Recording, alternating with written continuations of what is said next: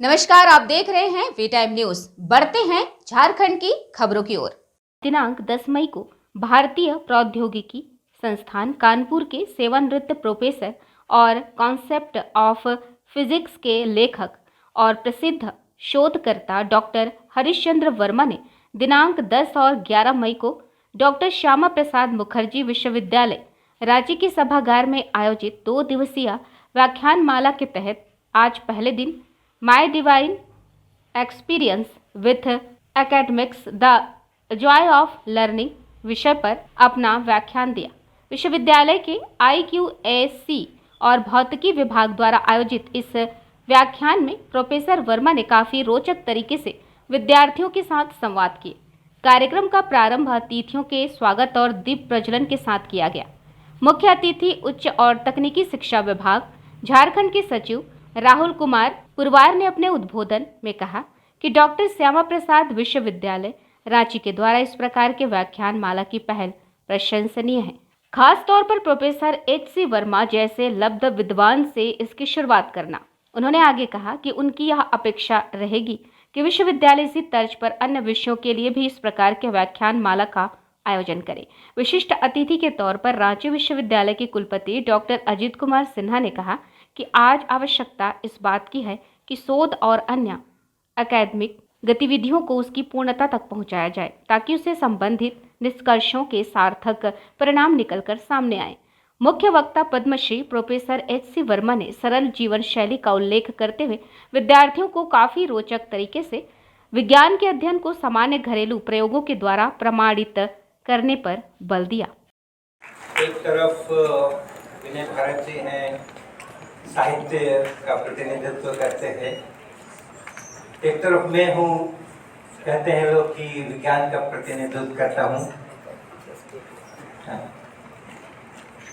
और नदी के दो किनारे हैं जो कभी मिलते नहीं हैं, और मिलते तभी हैं जब नदी सूख जाती है।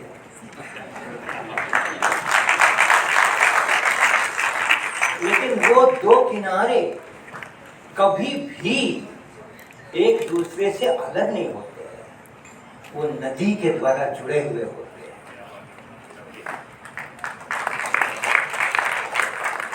तो साहित्य हो, विज्ञान हो, कुछ भी हो, हम प्रकृति के अंश हैं, प्रकृति के अंग हैं, और सारी प्रकृति एक होती है।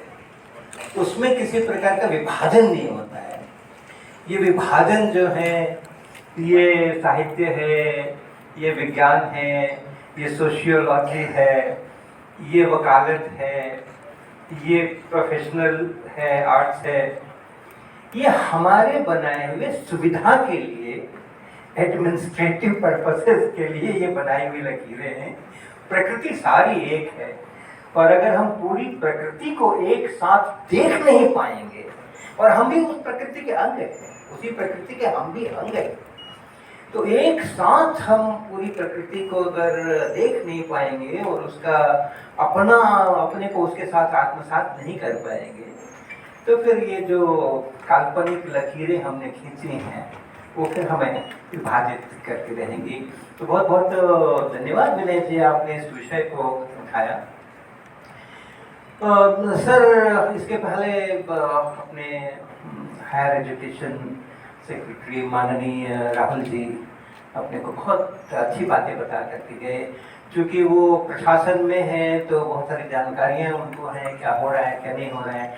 तो उन्होंने बताया कि किस तरीके से भाषा एक बैरियर हो जाती है बहुत बार। उन्होंने आश्वस्त किया कि आने वाले समय में ये बैरियर जो है वो छोटा होगा, क्योंकि भारत सरकार की जो नीतियां हैं उसके मुताबिक हम वर्नाक्युलर को प्रमोट कर रहे हैं, अपनी भाषाओं को प्रमोट कर रहे हैं।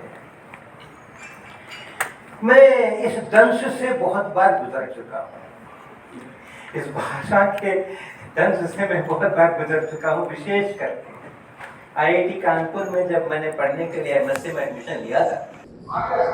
इस डिटेल इन्फॉर्मेशन आप यूनिवर्सिटी से बात करेंगे इस बारे में, लेकिन जो मुझे लगा कि बहुत अच्छी शुरुआत यूनिवर्सिटी के द्वारा किया गया है कि अलग अलग सब्जेक्ट्स में लेक्चर सीरीज स्टार्ट कर रहे हैं, जिसमें कंट्री के जो रेनोड एकेडमिशियंस हैं उनको इनवाइट करके उनके अनुभवों से जानकारी प्राप्त करके अपनी यूनिवर्सिटीज़ के का अपग्रेड कर रहे हैं, ना सिर्फ स्टूडेंट्स का बल्कि फैकल्टी मेंबर्स का।